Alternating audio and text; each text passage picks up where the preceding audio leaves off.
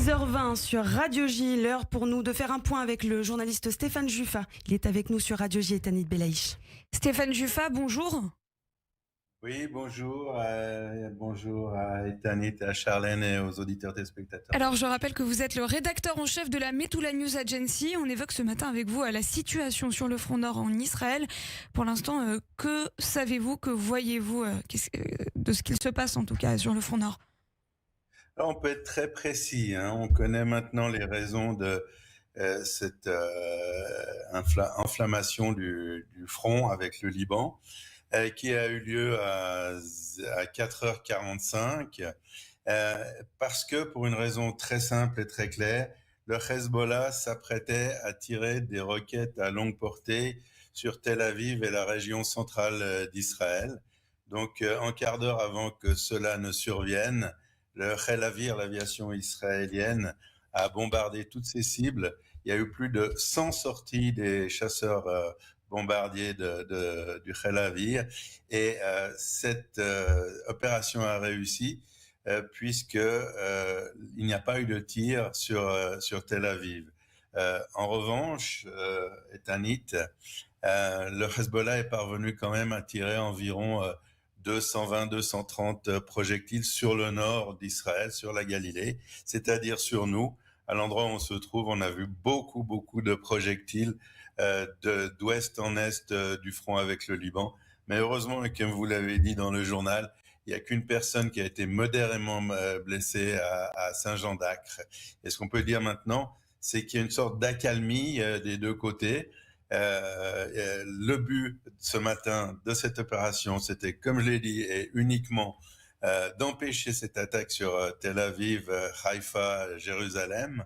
Et ça a été fait. Et le Hezbollah également, de son côté, a informé que la première phase de ce qu'il appelle sa riposte à l'élimination de son chef d'état-major il y a quelques semaines est terminée. Donc on est dans une phase d'accalmie depuis une dizaine de minutes. Là, vous évoquiez la ville de Haïfa. Quel est l'état d'esprit sur place? Parce que je vois notamment que la ville de Haïfa appelle toujours ses habitants à rester à proximité de leurs abris anti-bombes.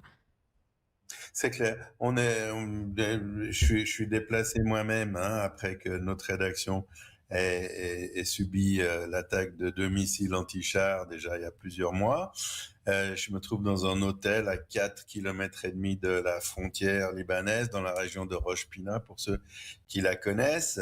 Eh bien, ce que je peux dire, c'est qu'il y a eu au moins 4 avertissements et sirènes d'alarme, pardon. Et les pensionnaires de l'hôtel sont tous descendus aux abris 4 fois. La tension est vive. Il y avait des gens qui étaient visiblement émus, quelques personnes qui pleuraient un petit peu, mais les gens se sont repris. On s'attendait à cela, et pour ne rien dissimuler, on aimerait que cette offensive continue. Pour nous, c'est la seule possibilité, la voie militaire, l'éradication du Hezbollah, la seule possibilité pour nous d'espérer retourner dans nos villages. En ce qui concerne la MENA, c'est à Metula, sur la frontière, mais il y a 24 localités dont les habitants ont été déplacés, et on espère que cette offensive continue, parce que c'est la bonne voie, et on constate que les résultats sont là. Ce matin, il y a une réunion qui a d'ailleurs commencé du gouvernement avec les responsables militaires et du renseignement dans la fosse sous terre à Tel Aviv, et on attend avec impatience les décisions qui seront prises lors de cette réunion. Vous évoquiez les déplacés. Il faut dire que depuis déjà le début de la guerre, le moral ne fait plus partie du quotidien des habitants du Nord. On se fait une raison, et puis non, je dirais que les habitants globalement gardent le calme. Ils continuent à vaquer à leurs occupations. Dans l'hôtel, pour prendre l'exemple de l'hôtel où je me trouve, 75% des gens vont travailler tous les jours dans des fabriques, dans des bureaux, et souvent au nord de là où je me trouve, c'est-à-dire tout près de la frontière avec le Liban. Puis quand il y a des alarmes, moins marquée que ce matin, certes, les employés de ces diverses sociétés descendent calmement aux abris, attendent que ça passe et retournent travailler. Non, je dirais que les gens sont plutôt disciplinés et on attend simplement la possibilité de savoir, d'avoir en échéancier, d'avoir en espoir de retourner chez nous, parce que vivre depuis, pour la plupart des gens, depuis 10 mois dans un hôtel, c'est pas une villégiature, c'est pas, ce ne sont pas des vacances éternites. Alors, c'est cette situation de doute, de ne pas savoir où on va, et d'avoir un petit peu le sentiment, non pas un petit peu, d'avoir le sentiment d'être abandonné par les autorités politiques, et ça nous embête énormément. Donc on est là, on attend des décisions qui ne viennent pas, et puis on a eu cet espoir ce matin. On attend vraiment de voir, parce que la seule solution pour que nous puissions retourner dans nos villages et nos villes en sécurité, c'est d'éloigner justement la menace directe du Hezbollah. Sans cela, c'est tout à fait illusoire pour nous de penser retourner chez nous. Et on ne sait pas quand. On est dans le doute absolu. Personne ne nous renseigne. Le Premier ministre Netanyahou ne s'est pas adressé aux Israéliens depuis des mois. On ne le voit pas, ni à la télévision, ni à la radio. C'est très étrange, une situation très étrange en pleine guerre. Mais l'essentiel, c'est ce qui s'est passé ce matin.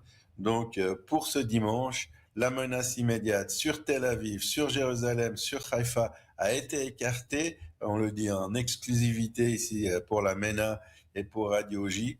Ça ne veut pas dire que ça ne peut pas recommencer demain ou dans une semaine. Alors justement, pour l'instant, ouais, est-ce qu'il faut craindre une guerre régionale ? Ce matin, on y est presque, hein, mais il semble quand même très clairement que sous les pressions internationales, que ce soit en Israël et au Liban, on n'a pas voulu jeter tous les chevaux dans la bagarre. Donc chacun a joué sa partition. Nous, bien sûr, plus fort que le Hezbollah. Puis après, on s'est arrêté. Et eux se sont arrêtés aussi. C'est un petit peu une drôle de guerre qui fait peut-être les affaires des politiciens dans les deux pays et ailleurs. On sait par exemple que la France s'oppose catégoriquement à une guerre globale entre Israël et le Hezbollah, mais c'est pas dans notre intérêt à nous. Je parle des déplacés du Nord. C'est comme si on avait abandonné toute la région de Haute-Galilée au Hezbollah. Et pour nous, pour les Israéliens, pour notre histoire et notre tradition, c'est pas quelque chose d'acceptable du tout, Eitanit. Et alors, à quoi est-ce qu'il faut s'attendre exactement sur le terrain dans les prochaines heures, dans les prochains jours ? Alors les prochaines heures, ça va dépendre des réactions du Hezbollah. Si le Hezbollah continue l'escalade, eh bien on va le faire aussi. Le contre-amiral Hagari, le porte-parole de Tsahal, a été très clair dans ce sens. Mais comme je viens de le dire, il semble pas que le Hezbollah ait envie de tenter sa chance pour le moment dans une guerre générale. Maintenant, la balle est clairement dans le camp du Premier ministre Netanyahou, qui n'est pas forcément d'accord avec les chefs de l'armée et du renseignement. Mais pour nous, en tant qu'analyste stratégique, il est évident que la seule solution, c'est d'éloigner notablement le Hezbollah de la frontière israélienne. Tant que ce ne sera pas fait, il n'y aura pas de solution pour nous. La décision leur appartient donc, mais elle est aussi psychologique parce que, à notre avis, ça fait longtemps, ça fait des mois qu'elle aurait dû être prise. Ce qui s'est passé ce matin a démontré la supériorité absolue de Tsahal. En un quart d'heure, on a réussi à empêcher le tir de dizaines, voire de centaines de projectiles lourds vers Tel Aviv, c'est-à-dire qu'on a les moyens de le faire. Dans la réaction du Hezbollah, il n'y a pas eu de blessés graves ni de morts. Donc ça démontre qu'ils n'ont pas les moyens de se mesurer à Tsahal. La question maintenant, c'est pourquoi Tsahal ne fait pas le job, comme les gens le disent au Canada. Il faudrait faire le job et rapidement. Stéphane Juffa, merci pour ces éclairages. Je rappelle que vous êtes le rédacteur en chef de la Metula News Agency. Faites attention à vous et on vous dit à très vite sur Radio J. Merci et bonne journée à vous. Bonne journée.